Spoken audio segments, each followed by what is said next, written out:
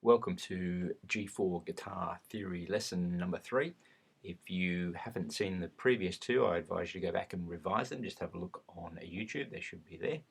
Now, what we're going to cover today are the 12 keys, major and minor scales.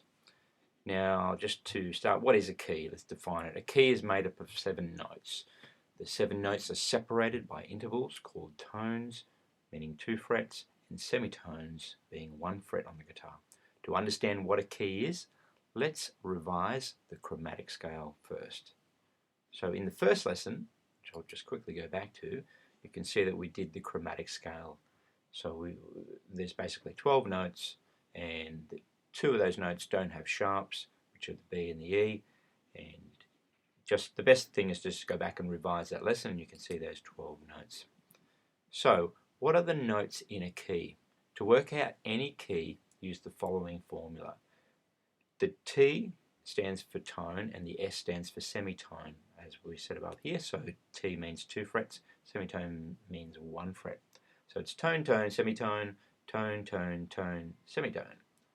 So if we have a look at the example below, the key of C, which has no sharps or flats, is probably the easiest key to start with. So most keys, well, just about every other key has a combination of sharps and flats. There are 2 other keys, which are C flat and C sharp, which are all flats and all sharps.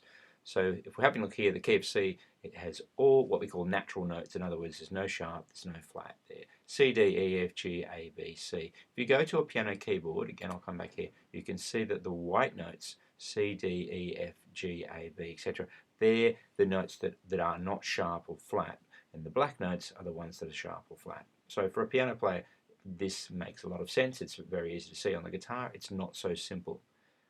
So if we just have a look here quickly, I'll just going to bring this over here and show you the guitar neck. You can see, again, the chromatic scale working up the neck here, E to F, F to F sharp, G, G, etc. on each of the strings.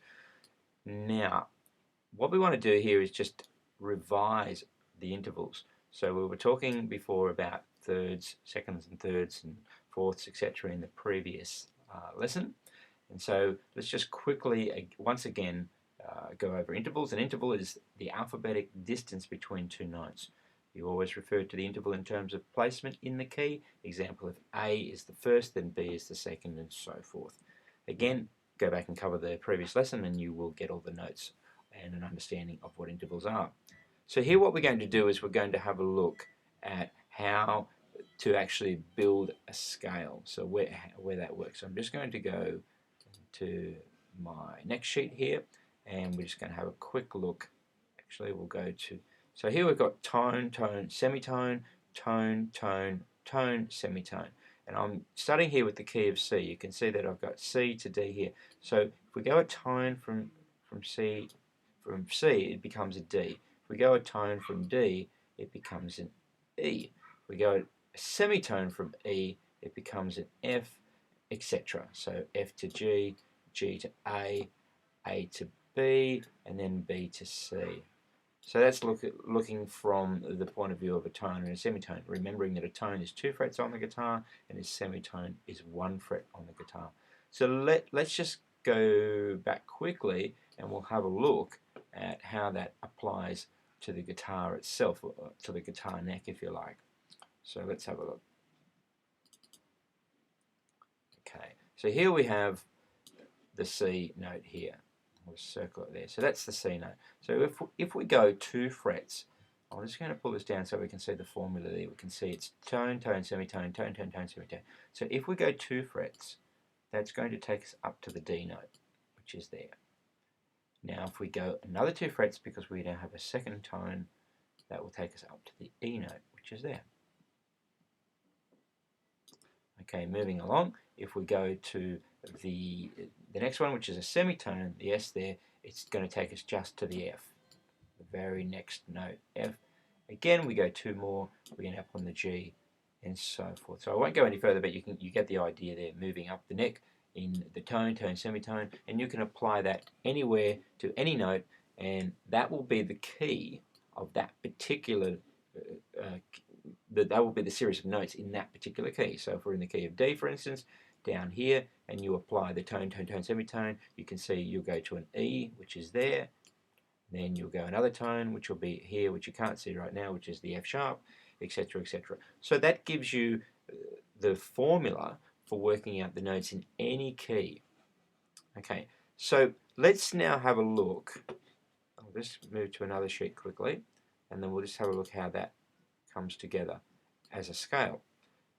So what a scale is, a major scale is just the notes from the key.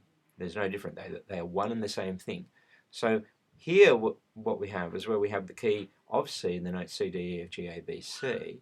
This is how they look on the guitar. We can see here the red one here, that's the C. Then there's a D, there's an E, an F, a G, an A, a B, and a C. So as long as you play those notes and you play that you're playing in the key of C, those notes are in the key of C. If we refer back to the keyboard, you can see that they're the white notes there.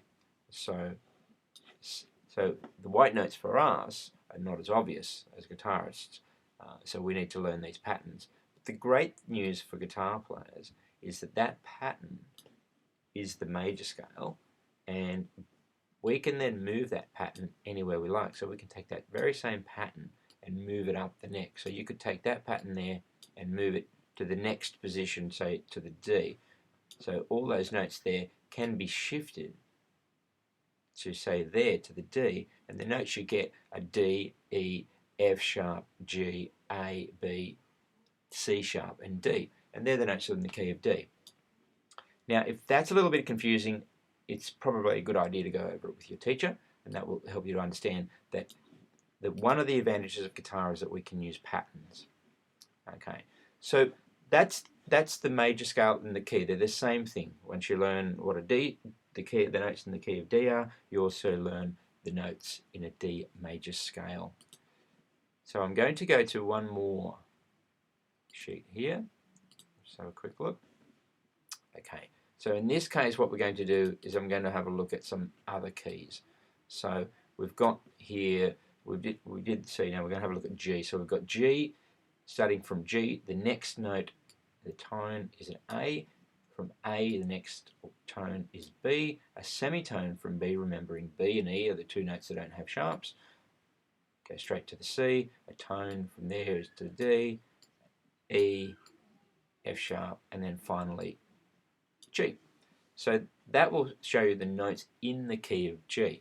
So if you then apply that, if you then go back and apply that to your guitar neck, you can see here that you can pick out those notes. There was basically a G, A, B, C, D, E, one sharp being F sharp, and then a G. Now again, I can take that same pattern and move it onto the G and get the same result there. So you can see I've just taken that same pattern. It doesn't apply moving to every string, but in this case it does.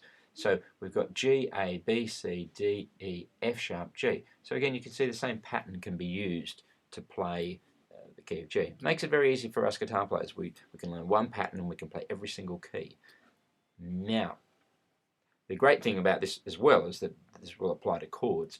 A G chord is basically the G, the B, and the D there, taking those three notes. You can apply those same three notes, move that same shape anywhere, and you will get that same triad, and the chords repeat themselves. Now, let's go down and have a look at the minor scale. I'll just move this out of the way and we'll have a look at the minor scale. So, major and minor scales. Once you know the keys, you will also know the major scales, as just been demonstrated. To work out a relative minor scale, begin on the sixth note of the key. Example, the sixth of C is A. So how does that work?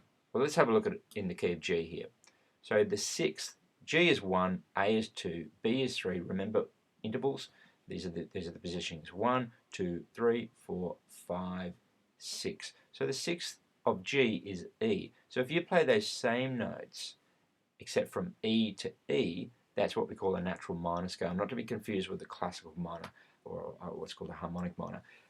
So for now, what you can do is just play the same notes, which would be E, F sharp, G, A, B, C, D, landing on the E. That would give you the E minor scale starting on the sixth. Again, if that's a little bit confusing, you need to go through it with your teacher.